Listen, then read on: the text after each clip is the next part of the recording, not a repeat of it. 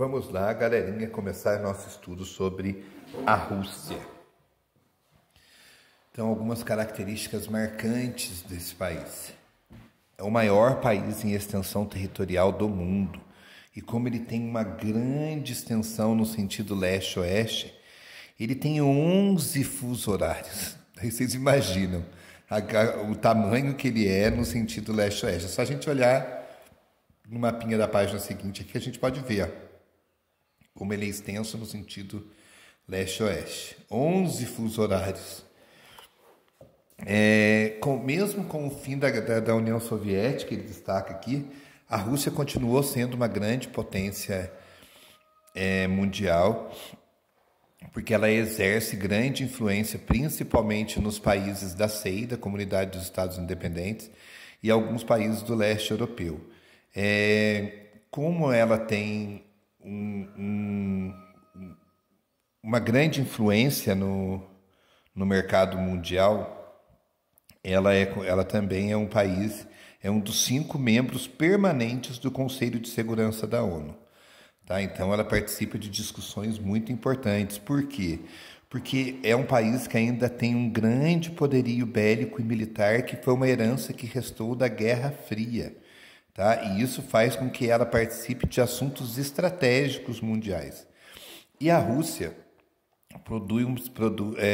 possui uma grande extração de recursos minerais, em especial o gás natural e o petróleo, que são exportados principalmente para alguns países da União Europeia e países do leste europeu.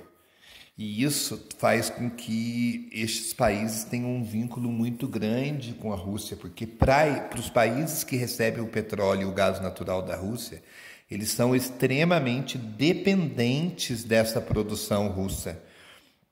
Então isso faz com que eles tenham também uma dependência, entre aspas, política com a Rússia, onde acaba interferindo em alguns assuntos desses países. Depois, na página 135, ele vem falando dos aspectos físicos da Rússia, tá?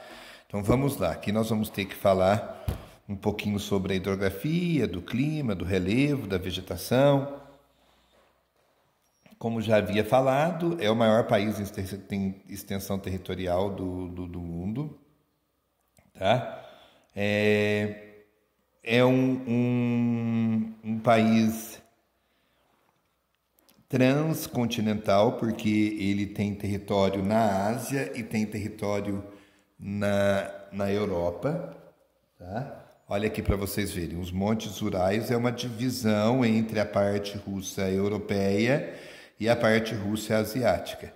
A parte russa europeia é muito mais desenvolvida, tá, gente? O clima também favoreceu o desenvolvimento e a existência de rios navegáveis nessa região também fez com que se desenvolvesse mais.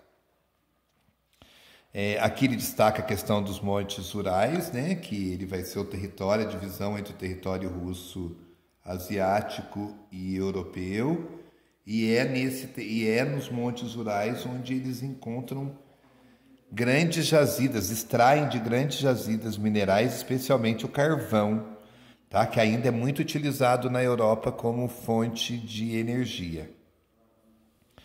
Aqui a gente pode perceber que o relevo russo ele é formado em sua maior parte por planícies, tá? Grandes planícies, olha aqui essa região da Sibéria aqui, ó.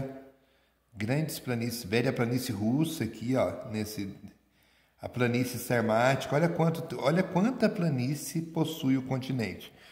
Planaltos desgastados são esses mais amarelinhos e um pouquinho mais de altitude nessa parte mais escura, né? E daí eles têm alguns montes, como os Montes Urais, a cadeia do Cáucaso, os Montes Salam, né? E outros aqui, ó.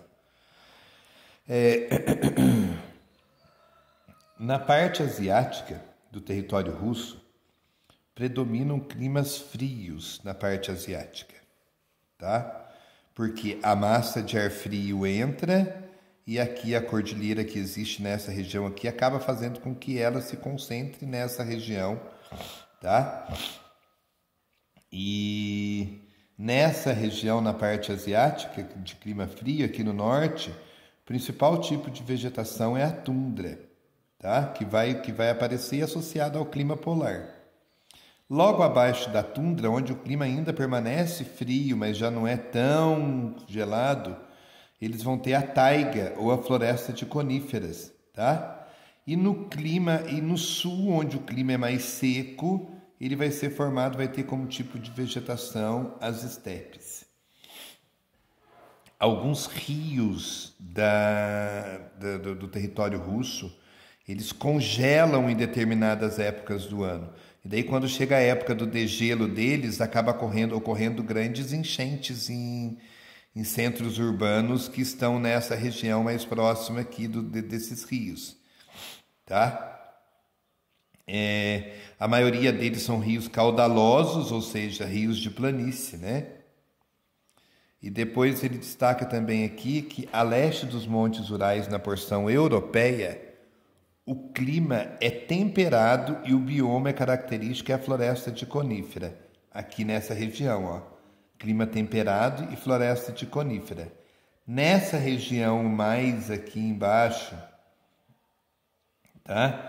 Você também vai encontrar a floresta temperada e também as pradarias nessa região aqui. Essa área é a área mais bem aproveitada da Europa para a questão agrícola, tá? Porque como o clima é temperado, eles conseguem produzir mais nessa região do que nessa região asiática. Aqui nessa região asiática, apesar de ter os rios, próximo aqui ao restante da Ásia, né, do continente asiático, o clima também é semiárido, onde ocorre algumas estepes, tá certo? Aqui ele destaca, ó, no relevo, eu não destaquei para vocês, eu falei dos planaltos desgastados, né, dos planaltos mais baixos aqui, das planícies, esqueci de falar da depressão caspiana aqui, ó, a depressão do Mar Cáspio, tá? Que chega a ter quase 200 metros abaixo do nível do mar. Depressão do Mar Cáspio. Ok? Assim a gente termina as páginas 134 e 135. E eu vou enviar para vocês alguns vídeos complementares desse assunto.